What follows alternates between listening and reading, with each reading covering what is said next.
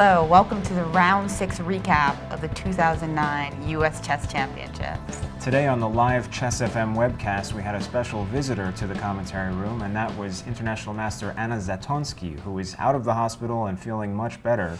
She was only sorry she's no longer able to play in the tournament, but it was nice of her to come and stop by and chat with us.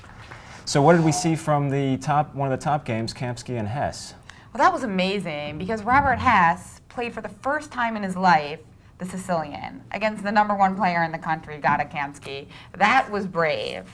Not only that, it was one of the most provocative lines in the Sicilian. It was a combination of the Najdorf and the Dragon. And it worked out for him. He managed a really solid draw against Kamsky. And Hess came by the commentary room to chat about his selection of this Dragdorf variation. I know that Kamsky loves space, so playing the Rey Lopez against him usually isn't such a good option, because that usually gives white a lot of space.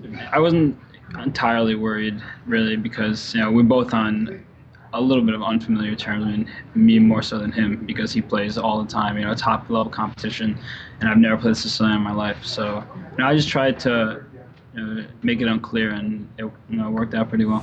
Well, two crowd favorites that prevailed today were international masters Irina Krush and Ray Robson, both scoring smashing victories against their grandmaster opponents. And both players are vying for their grandmaster norms, the first in Ray's case. He's got a performance rating now up to 2652. Now that's important because to score a GM norm, you have to have a performance rating in the event over 2600. So they're both pretty close. Yeah, and I mean, there's not too many women who have the Grandmaster title, and there's not too many 14-year-olds who have it either. So I'm sure a lot of fans will be rooting for Ray and Irina in these final 3 rounds.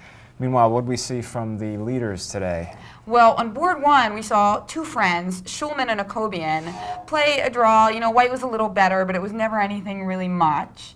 And then on Onyshuk Nakamura, we saw Onyshuk get a more significant advantage against the Nimzo Indian. But Hikaru managed to save the draw, and he was pretty happy with that. Alex is so solid that I figured a draw was fine, so I wasn't really trying to play aggressively this game. I was black. There's no need to play for a win every game, at least not now. So I just tried to play solid, and that was my main reasoning behind playing the Nimzo. And it worked out, but it probably was the wrong choice in retrospect. The difference between say drawing and losing is huge. If I were to have lost today, I mean, I'd still have an outside shot at winning perhaps, but it just makes it that much harder. And with a draw and 2 whites coming up, I mean, I should have chances.